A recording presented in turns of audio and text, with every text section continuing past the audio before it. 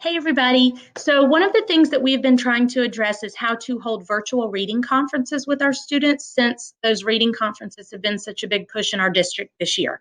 One way that you can do that is through Microsoft Teams, and it has a feature called the lobby that I think makes it really easy, and you're not having to set up meeting after meeting after meeting to have those 5 to 10 minute conferences. So steps to do this. The first thing you want to do is you want to go into Microsoft Teams and create your event. If you're on your teacher laptop, you can do that using that purple tool that pops up in the bottom of your toolbar. Otherwise, if you're on a Chromebook, so you can have the camera, you can go to the Office 365 app in ClassLink. And then from there, you can click on Teams.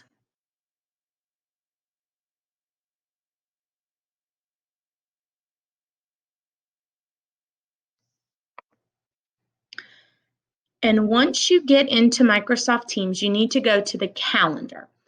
You may have to click the 3 dots to make the calendar show up. But once you click on it, you would go to calendar. Now, it does not matter the time that you set this for, the way that we're going to be using it, but you do need to create a new meeting.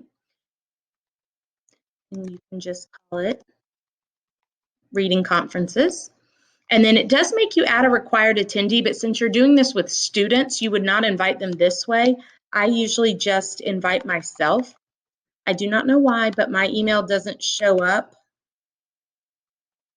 If you just type it in and click off of that box, it will pop up for you if yours does the same as mine. Set your time frame for whatever you want, and then you're going to send. Once you've sent that meeting, you want to go back into it, and you see this tool called Meeting Options. You want to click on Meeting Options, and you want this Who Can Bypass the Lobby. It may default to everyone, but for this use, you want to change it to People in My Organization and then Save. Once you've created your event, it's there and it's ready, and you need to add it to your It's Learning page. Now, the way you do that, once you've created the event, down here in the information box, there's a link for Join Microsoft Teams Meeting. You can just right-click and copy link address. And I'm going to show you where I put that.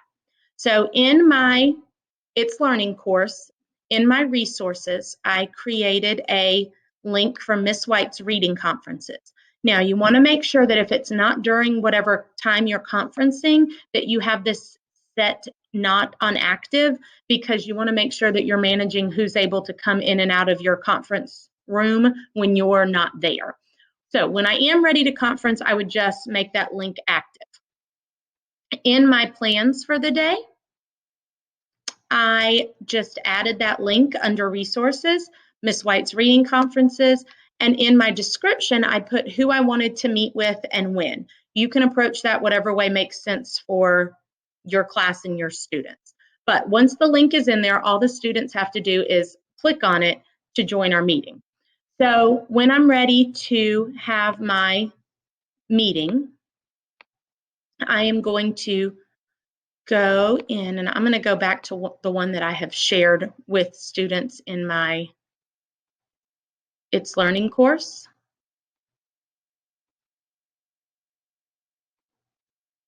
And I want to join that meeting. Now, once I join, I'm in and I'm waiting for students. So my first student is going to ask to join my meeting.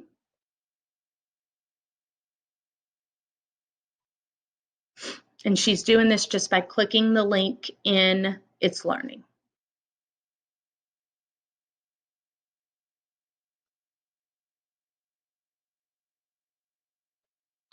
Okay, so here's what I think is so cool. It does not allow her to just join the meeting. It gives me this pop-up box that tells me she's waiting in the lobby. So when I'm ready, I'm going to admit her into my conference space.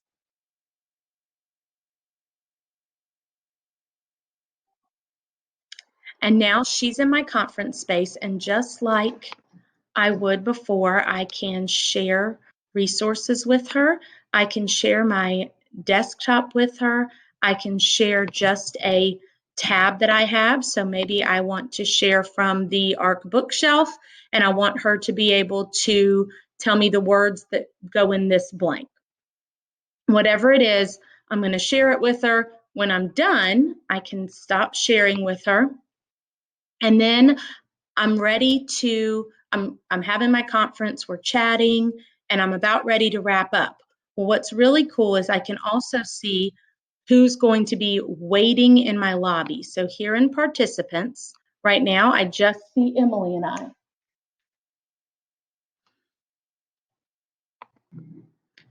So Emily has left my meeting because I was done with my conference